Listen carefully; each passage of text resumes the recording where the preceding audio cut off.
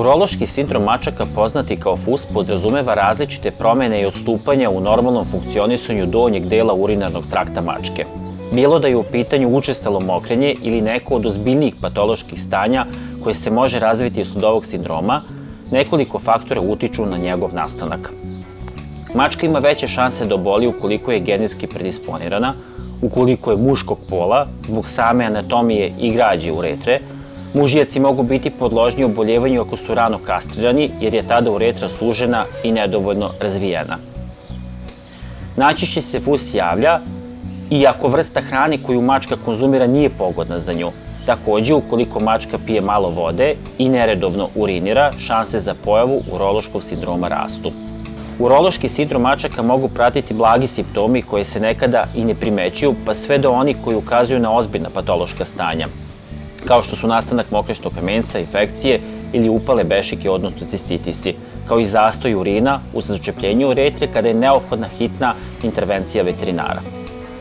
U normalnim okolnostima, kada je pH vrednost mačjeg urina optimalna, između 6,2 i 6,4, nema razloga za brigu. Međutim, ukoliko je pH vrednost narušena duži vremenski period, dolazi do stvaranja kristala. Alkalna mokraća dovodi do stvaranja takozvanih struvita, dok se kalcijum oksalatno kamenje stvari u kiseloj i u baznoj sredini, ali češće u kiseloj sredini.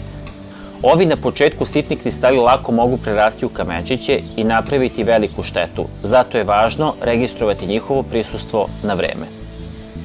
Simptomi koji ukazuju da vaš ljubimac potencijalno ima mokraćni kamenac su čest odlazak u toalet, dugo zadržavanje u njemu, bolno mokrenje, krv u urinu i nemogućnost mokrenja.